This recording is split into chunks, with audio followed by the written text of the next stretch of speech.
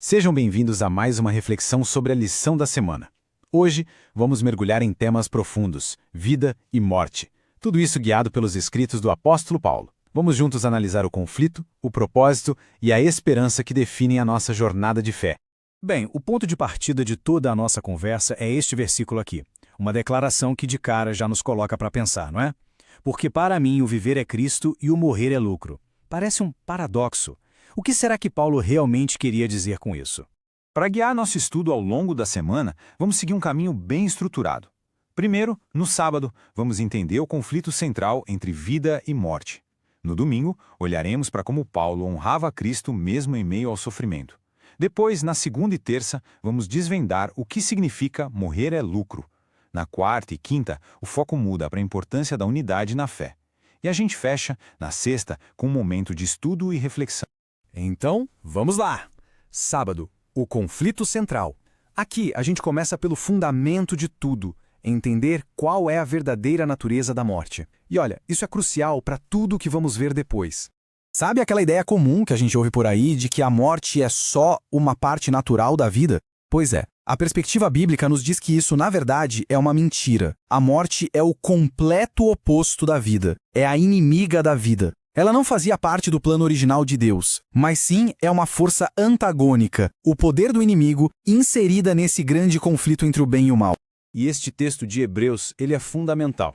Ele mostra o ponto central da missão de Cristo. Ele veio para confrontar e, no fim, destruir esse poder da morte. A sua vitória na cruz é o que nos liberta do medo, daquela servidão que a morte impõe sobre toda a humanidade. É daqui que nasce a nossa esperança.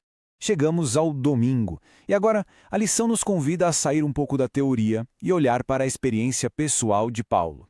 A pergunta aqui é como é que ele, mesmo aprisionado, de frente para a morte, buscava engrandecer a Cristo em meio a tanto sofrimento? Para a gente ter uma dimensão do que Paulo enfrentou, basta olhar para essa lista. É impressionante. Prisões, açoites, naufrágios, perigos constantes, fome, sede. Isso aqui não é a história de uma vida fácil, mas sim de uma devoção inabalável em meio a um sofrimento extremo. E aqui vem uma virada de chave, uma perspectiva transformadora. O sofrimento de Paulo não foi em vão. Pelo contrário, a sua paciência, a sua alegria em meio à injustiça, a sua fé inabalável, tudo isso se tornou o seu testemunho mais poderoso. Foi, como diz Ellen White, um sermão contínuo que glorificava a Deus. Muito bem, entramos agora no estudo de segunda e terça-feira. E aqui, a gente vai fundo naquela afirmação de Paulo: morrer é lucro. O que isso realmente quer dizer? Vamos esclarecer qual é a visão bíblica sobre o estado dos mortos e a esperança que essa visão nos traz. É muito interessante anotar como a Bíblia descreve a morte. A metáfora usada com frequência é sono.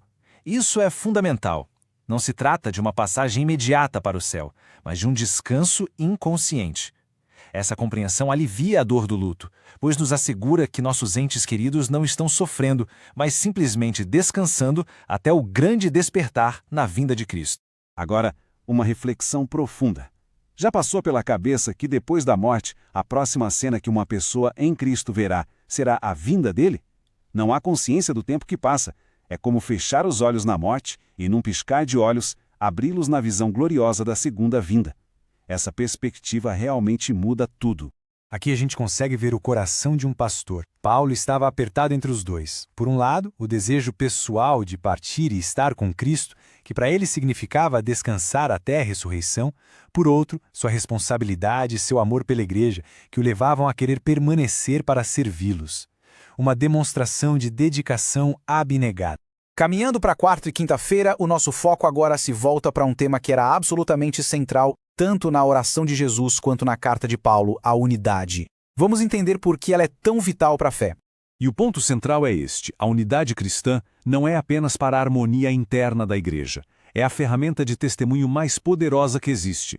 A unidade dos crentes é a prova para o mundo da origem divina da missão de Cristo. Quando Paulo diz, vivei de modo digno do Evangelho, ele usa a palavra grega politeomai. Isso significa agir como um cidadão. Ele não está falando de cidadania terrena, mas celestial. Nossa conduta deve refletir os valores e as leis do reino do qual somos verdadeiramente cidadãos. Certo. Mas como é essa cidadania na prática?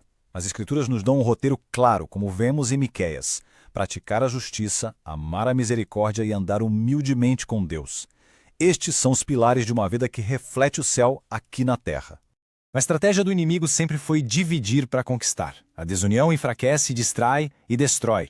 Por outro lado, a unidade na fé do Evangelho não é passiva. Ela é uma arma espiritual que nos concede força, coragem e nos torna destemidos diante de qualquer oposição. E assim chegamos ao fechamento da nossa jornada semanal com um convite à reflexão mais profunda, olhando para o chamado à unidade e para a promessa de sua restauração futura na Igreja. A lição nos deixa com algumas perguntas importantes para a reflexão. O que é necessário para que o Espírito Santo realize a unidade em nossos dias? De que forma a compreensão bíblica da morte nos traz consolo?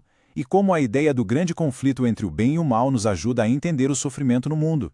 E terminamos com esta citação cheia de esperança. A unidade não é apenas um ideal do passado, mas uma promessa profética para o futuro.